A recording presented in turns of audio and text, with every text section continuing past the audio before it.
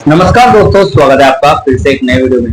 तो दोस्तों, BSNL pension revision की बात करें तो 20 अप्रैल को अगर पेंशनर्स के पक्ष में फैसला आता है, जो कि आना तय है। एक हिसाब से देखा जाए तो पेंशनर्स के पक्ष को देखें तो, और अगर पेंशनर्स के पक्ष में कोर्ट का फैसला आया और डिलिंकिंग हो गई तो 7 सीपीसी के अनुसार 2.57 फिटमेंट फैक्टर के साथ उनकी पेंशन रिवाइज हो जाएगी, यानी कि डॉट ऑब्जर्व पेंशनर्स की, जैसे कि केंद्रीय कर्मचारियों की 2016 में हुई थी। अब देखिए, यहाँ पर सरकार को इस बात का डर है, इस बात का 8 पे कमीशन का, क्योंकि 8वें वेतन आयोग की लागू होने की इफेक्टिव डेट निकल चुकी है। 2026 चल रहा है, मार्च का महीना, और 1 जनवरी 2026 को 8 पे कमीशन की इफेक्टिव डेट है।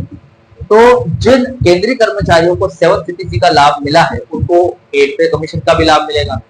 ठीक है, 7 सीपीसी में 2.57 फिटमेंट फैक्टर मिला था, तो 8 पे कमीशन में 3.0 फिटमेंट फैक्टर के से ज्यादा ही मिलेगा।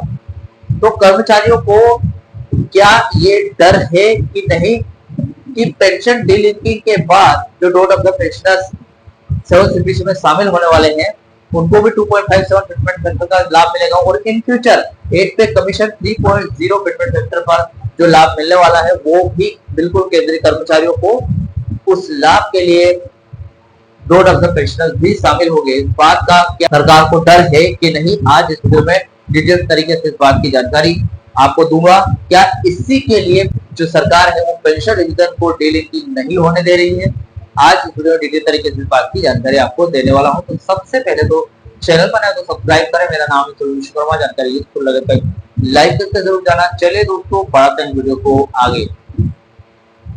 तो देखिए दोस्तों, पे रिवीजन अटका है, पेंशन रिवीजन अटका है, इसी के साथ 8वां वेतन आयोग भी लागू होने की अपनी एक दिशा की ओर बढ़ रहा है। ऐसी स्थिति में dot of the pensioners delinking के बाद 7 सीपीसी में जाएंगे, 8 पे कमीशन में जाएंगे, या फिर डिलिंकिंग ना होने पर पे रिवीजन के पीछे ही रह जाएंगे। वो स्थिति थोड़ी सी गंभीर बनी हुई है। देखिए, देखा जाए तो ये एक ही बहुत ही गहरा सवाल है, जो सीधे तौर पर लाखों केंद्रीय कर्मचारियों और डॉट ऑब्जर्व पेंशनर्स की जेब और सरकार के राशि को एक हिसाब से बजट से जुड़ा हुआ है। 2026 की शुरुआत के साथ ही 8वें वेतन आयोग यानी कि 8 पे कमीशन को लेकर चर्चाएं अब केवल चर्चाएं नहीं बल्कि एक बड़ी मांग बन चुकी है। तो सबसे पहला पॉइंट देखते हैं कि 7 सीपीसी के अनुसार 2.57 फिटमेंट फैक्टर और सरकार की हिचकिचाहट क्या है। 7वें वेतन आयोग में क्या दिया गया था? 2.57 फिटमेंट फैक्टर लंबे समय से विवाद का समय या फिर विवाद का विषय रहा है। कर्मचारियों की मांग इसे 3.68 करने की थी, लेकिन इसको 2.57 पर रिवाइज कर दिया गया था, पेंशनर्स का और कर्मचारियों का भी, 7 सीपीसी 2016 के हिसाब से। सरकार का डर क्या है? देखिए, सरकार को डर इस बात का नहीं है कि पेंशनर्स डिमांड करेंगे, बल्कि डर फाइनेंशियल प्रेसिडेंस यानी कि वित्तीय मिसाल का है। अगर सरकार आज पिछले बकाया यानी कि 7 सीपीसी को सुधारने के लिए झुकती है और फिटमेंट फैक्टर बढ़ाती है, तो ये तय हो जाएगा कि जो पिछला फॉर्मूला अगर जो सरकार ने तय किया था 2.57 फिटमेंट फैक्टर, ये एक हिसाब से गलत। अभी यहाँ पर एक चेन रिएक्शन भी बना था। यदि आज 2.57 फिटमेंट फैक्टर को बढ़ाकर मान लीजिए 2.81 किया जाता है, तो 8 सीपीसी के लिए कर्मचारियों का जो बेस है वो तो पहले ही बढ़ जाएगा, जिससे सरकार पर दोहरा बोझ पड़ेगा। एक तो पिछला एरियर और दूसरा 8वां वेतन आयोग के लिए एक बहुत बड़ी शुरुआती डिमांड जो 3.0 से भी ऊपर जा सकती है। यानी कि यहाँ पर BSNL dot of the pensioners का तो मुद्दा चल ही रहा है, लेकिन 8 पे कमीशन का भी मुद्दा चल रहा है, जो कि केंद्रीय कर्मचारियों से जुड़ा हुआ है। जो पहला फिटमेंट फैक्टर मिला था उनको 7 सीपीसी के अनुसार वो कम मिला था, जबकि उनकी मांग 3.0 से ऊपर थी, लेकिन उनको कम मिला, रिवाइज हो गया, कोई बात नहीं, पेंशन रिवाइज तो हो गया और पे रिवाइज भी हो गया उनका। लेकिन अगर उस एरियर को फिर से उस कमी को दूर करने की अगर बात करें 8 पे कमीशन में सरकार, जबकि डॉट ऑफ द पेंशनर्स भी डिलिंकिंग करके अब केंद्रीय कर्मचारियों में शामिल हो गए हैं, ऐसी स्थिति में यहाँ पर अगर सरकार अब उस कमी को सुधारने की कोशिश करे, उस गलती को, और कर्मचारियों को 7 सीपीसी के अनुसार 3.0 फिटमेंट फैक्टर दे, तो जो 10 साल का एरियर है 2.57 से लेकर 3.0 तक का उसको भी सरकार को देना पड़ेगा। और 8 पे कमीशन जो अभी फिलहाल पेंडिंग है, जब भी लागू होगा तब 3.0 फिटमेंट फैक्टर से डिमांड शुरू होगी कर्मचारी और यूनियंस की।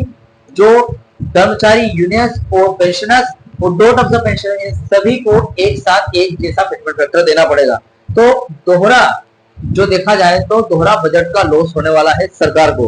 देखिए, क्या 8 सीपीसी का डर सरकार को झुकाएगा? राजनीतिक और अर्थशास्त्र हमेशा साथ चलते हैं। सरकार के झुकने या फिर डिसीजन लेने के पीछे 3 कारण हो सकते हैं। 2026 का समय पहला कारण। 1 जनवरी 2026 से वो समय है जब 8वें वेतन आयोग की सिफारिशें लागू होनी चाहिए। नियमित हर 10 साल में सिफारिशें लागू होती है। सरकार पर दबाव इसलिए है क्योंकि अब और देरी करना असंतोष बढ़ाएगा। पेंशनर्स का वोट बैंक की अगर बात करूं तो देश में लगभग 65 से 70 लाख पेंशन भोगी और करीब 48 से 50 लाख केंद्रीय कर्मचारी है। यह एक बड़ा प्रभावी वर्ग है। इसी के साथ डॉट ऑफ द पेंशनर्स भी लाखों में है। इन्फ्लेशन, महंगाई की बात करूं तो 2024 से 2025 के दौरान जिस तरह से आवश्यक वस्तुओं के दाम बढ़े हैं, सरकार जानती है कि पुराने फिटमेंट फैक्टर 2.57 पर अड़े रहना अब तार्किक नहीं होगा। देखिए, अगर 2.57 vs 3.0 फिटमेंट फैक्टर की बात करें तो छठे वेतन आयोग में 1.86 था। बेसिक सैलरी में बढ़ोतरी हुई थी। 7वें वेतन आयोग में 2.57 था। कर्मचारियों के लिए अच्छी बढ़ोतरी हुई थी, पेंशनर्स के लिए कम हुई थी। 8 सीपीसी की प्रस्तावित 3.0 और 3.68 की बात करूं चले, जो कि कर्मचारियों की मांग थी, तो कर्मचारी की सबसे कम मांग है, आगे और भी बढ़ सकती है। सरकार को डर है कि वह अभी 7th सीपीसी की किसी विसंगति को दूर करती है तो 8 सीपीसी में फिटमेंट फैक्टर का निर्धारण 3.0 से शुरू न होकर 3.50 के पार चला जाएगा।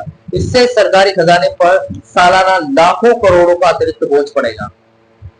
चौथा पॉइंट है, आज के अपडेट देख लेते हैं और सरकार की क्या स्ट्रेटेजी बनती है इस बात पर वो देखते हैं। अभी तक के संकेतों के अनुसार सरकार झुकने के बजाय बीच का रास्ता निकाल सकती है। जैसे कि सबसे पहले तो नया फॉर्मूला। चर्चा है कि सरकार हर 10 साल के लंबे इंतजार को एक ऐसा सिस्टम ला सकती है जहां वेतन हर साल महंगाई के हिसाब से अपने आप बढ़े, यानी कि ऑटोमेटिकली पे रिवीजन हो जाए।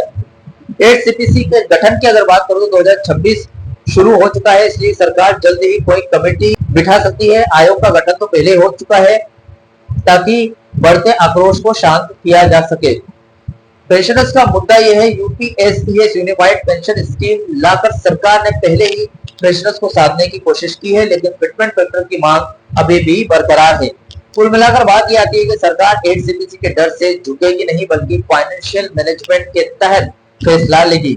सरकार का मुख्य उद्देश्य यह होगा कि 8वें वेतन आयोग में फिटमेंट फैक्टर को 2.8 से 3.0 के बीच सेट किया जाए ताकि कर्मचारियों को भी लगे उनकी जीत हुई है और बजट न बिगड़े। तो देखिए दोस्तों, फिलहाल डॉट ऑफ द पेंशनर्स भी अगर 7 सीपीसी में आ जाते हैं तो ऐसा नहीं है कि केंद्रीय कर्मचारियों के कुछ लफड़े नहीं है। केंद्रीय कर्मचारी और केंद्रीय पेंशनर्स के भी उतने ही लफड़े हैं जितने बीएसएनएल में। बस यहाँ पर बजट को लेकर ज्यादा दिक्कत नहीं है और हर 10 साल में वेतन आयोग हो जाते हैं, क्योंकि यहाँ पर घाटे और लॉस का सामना नहीं करना पड़ता। और अब डीलिंकिंग हो जाती है 20 अप्रैल को, तो वो एक अलग बात है, 7 सीपीसी में आ जाएंगे और इन फ्यूचर उनको 8 पे कमीशन का भी फायदा मिलेगा। फिलहाल ये अपडेट थी। इस अपडेट से रिलेटेड जो भी डाउट क्वेश्चन वगैरह हो तो मुझे कमेंट बॉक्स में कमेंट कर सकते हैं। वीडियो अच्छा लगा तो वीडियो को लाइक कमेंट शेयर जरूर करें। मिलते हैं दोस्तों नेक्स्ट वीडियो में। सी यू सून।